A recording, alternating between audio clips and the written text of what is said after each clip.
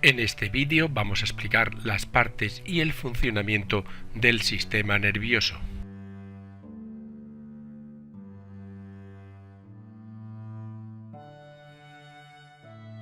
Y empezaremos con unos datos genéricos. El sistema nervioso es un conjunto de células especializadas en la conducción de señales eléctricas y la célula básica de este sistema en todos los animales es la neurona, aunque de ella hablaremos en el siguiente vídeo dedicándole uno por su gran importancia. Tiene funciones de comunicación porque recibe la información transmitida por los órganos sensoriales, la interpreta y elabora una respuesta adecuada y finalmente la transfiere a los órganos efectores. Además, coordina el funcionamiento de todos los órganos del cuerpo y finalmente realiza funciones de pensamiento intelectuales y mentales y es la responsable de las emociones y los sentimientos. A grandes rasgos, el sistema nervioso podemos dividirlo anatómicamente en central y periférico. Y dentro del central está el encéfalo y la médula espinal y en el periférico los nervios craneales y los nervios raquídeos. A su vez, el encéfalo se divide en bulbo raquídeo, tronco cerebral, cerebelo y cerebro. Una división menos anatómica pero más funcional es la que divide al sistema nervioso de acuerdo al rol que cumplen las diferentes vías neuronales, sin importar si éstas recorren parte del sistema nervioso central o el periférico. Por tanto, se podría dividir en somático y autónomo. El somático está relacionado con la vida de relación y el autónomo con la vegetativa o visceral, y a su vez este sistema autónomo se divide en simpático y parasimpático.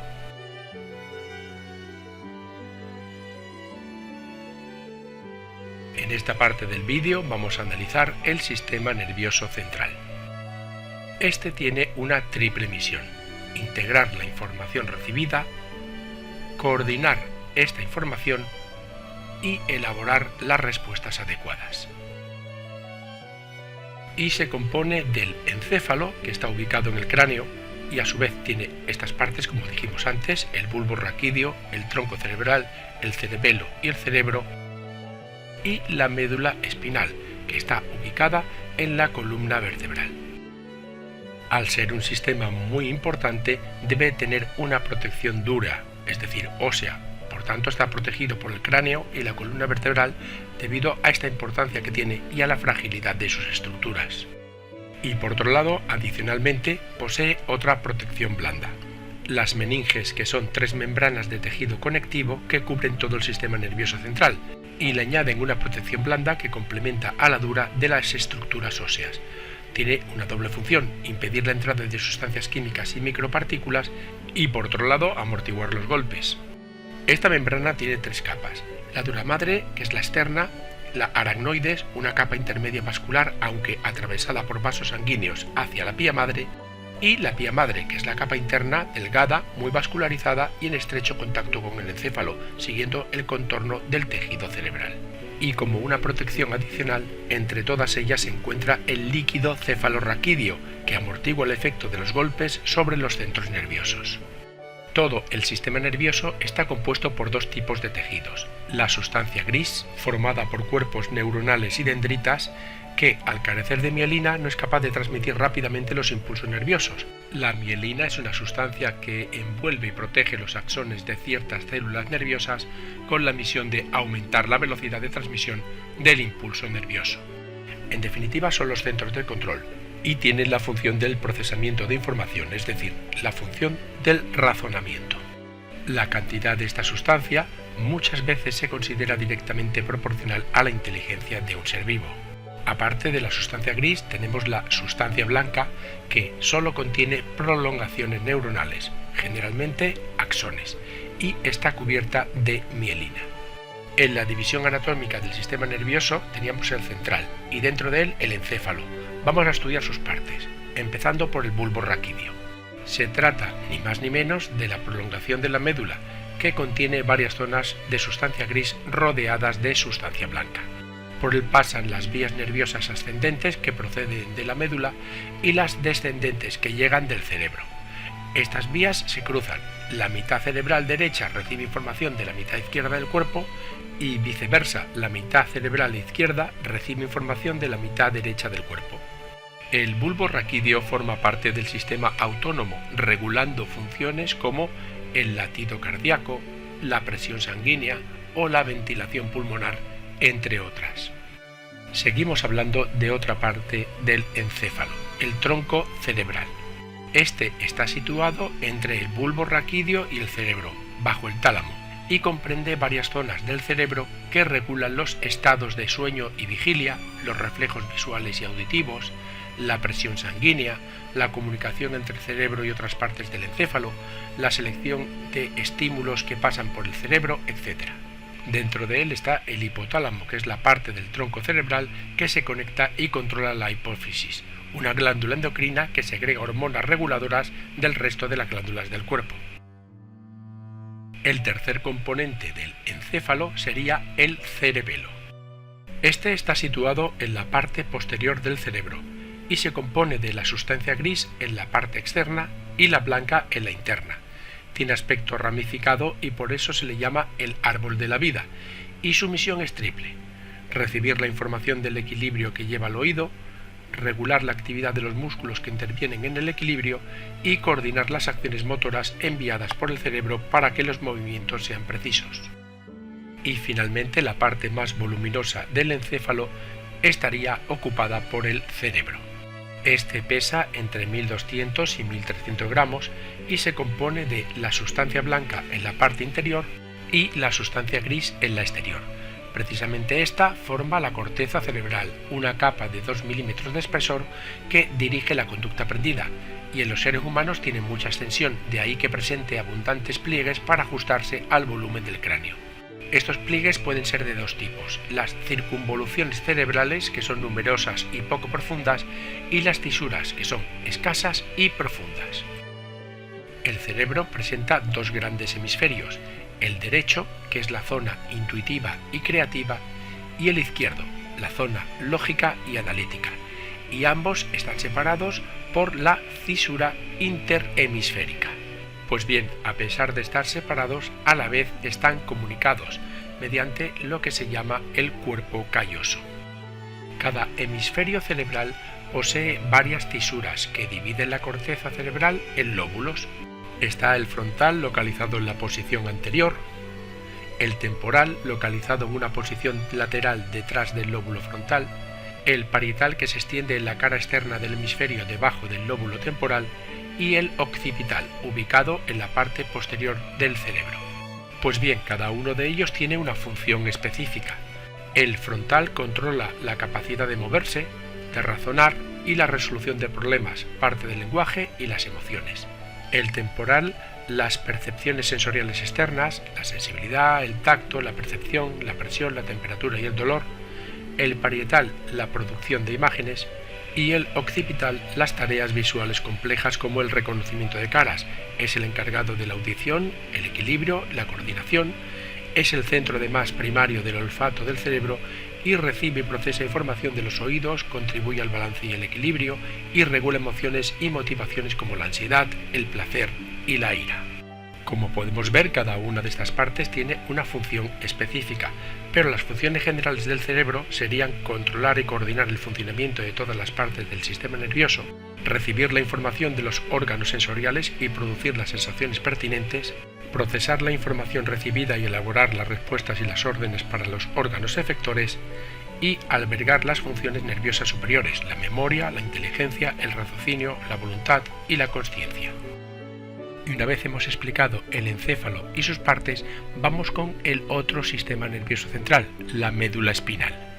Se trata de un largo cordón nervioso de color blanquecino localizado en el canal vertebral, ubicado dentro de la columna vertebral para protegerla de golpes. En definitiva, es la prolongación del encéfalo. Y su misión principal es la de llevar impulsos nerviosos a los 31 pares de nervios raquídeos, comunicando el encéfalo con el cuerpo mediante dos funciones básicas: la aferente, en la que son llevadas sensaciones del tronco, cuello y las 4 extremidades hacia el cerebro, y la eferente, en la que el cerebro ordena a los órganos efectores realizar determinada acción, llevando estos impulsos hacia el tronco, cuello y miembros. Además es la encargada del control de movimientos inmediatos y vegetativos como el acto reflejo y el sistema nervioso central, simpático y parasimpático. La médula espinal está compuesta en su exterior de una sustancia blanca y en su interior de una sustancia gris. En el interior precisamente de esta sustancia gris hay un pequeño conducto, el epéndimo, que la recorre de arriba abajo y contiene el líquido cefalorraquídeo. Y para que nos hagamos una idea de la importancia de la médula espinal, diremos que de ella parten los nervios que van a todas las partes del organismo excepto a la cabeza. En la imagen podemos apreciar el corte transversal de la médula espinal. En la tercera parte del vídeo explicaremos el sistema nervioso periférico. Y este estaba compuesto anatómicamente hablando por los nervios craneales y los nervios raquídeos. El sistema nervioso periférico se trata de un aparato formado por los nervios, las neuronas y los ganglios que residen o se extienden fuera del sistema nervioso central. ¿Y qué son los nervios? Pues un conjunto de fibras nerviosas llamados axones. Y los hay de tres tipos: los sensitivos, que transmiten la información desde los órganos sensoriales, los motores, que envían órdenes a los órganos efectores, y los mixtos, que contienen axones sensitivos y axones motores. ¿Y qué es exactamente un axón? Pues una prolongación larga y delgada de las neuronas que se origina en una región especializada llamada eminencia axónica o conaxónico, a partir del soma o a veces de una dendrita. Tiene forma de cono que se adelgaza hacia la periferia. En su superficie se observan constricciones circulares periódicas llamadas nódulos de Ranvier. Pueden estar o no recubiertos por una vaina denominada vaina de mielina. La membrana celular del axón recibe el nombre de axolema y los axones componen las fibras nerviosas que se agrupan en fascículos. Estos fascículos nerviosos, a su vez, conforman los nervios. Bien, pues los nervios podemos dividirlos según diferentes conceptos. Según el sentido de transmisión del impulso nervioso, pueden ser sensitivos, motores o mixtos. Según el punto de entrada al sistema nervioso central, se clasifican en craneales o raquídeos, y según el punto de vista funcional, pueden ser somáticos o autónomos o vegetativos. Vamos a ver en detalle estas tres clasificaciones y empezamos según el sentido de transmisión del impulso nervioso. Pues bien, tenemos tres: los sensitivos, que transmiten información desde los órganos sensoriales y son bastante escasos; los motores, que envían órdenes a los órganos efectores, es decir, los músculos o también las glándulas; y los mixtos, que funcionan a la vez como sensitivos y motores. La segunda forma de clasificación era según el punto de entrada del sistema nervioso central, y los tenemos de dos tipos. Los primeros son los craneales, que surgen directamente del encéfalo o tronco encefálico, y hay 12 pares. Aquí los podemos ver y bueno, pues cada uno de estos pares controla unas zonas determinadas y tienen unas funciones específicas. Pero lo más importante es que todos surgen del encéfalo o tronco encefálico. Y todos estos pares pueden ser de tres tipos: los sensitivos, los motores y también los mixtos. Y una vez han surgido del cerebro, se distribuyen a través de los agujeros en la base del cráneo, en la cabeza, cuello, tórax y abdomen. Y por otro lado tenemos los raquídeos o espinales, que surgen de la médula espinal. Son 31 pares de nervios mixtos compuestos de la siguiente forma: 8 pares de diminutos nervios raquídeos cervicales, 12 pares de torácicos, 5 pares lumbares, otros 5 pares sacros y un par coccígeos.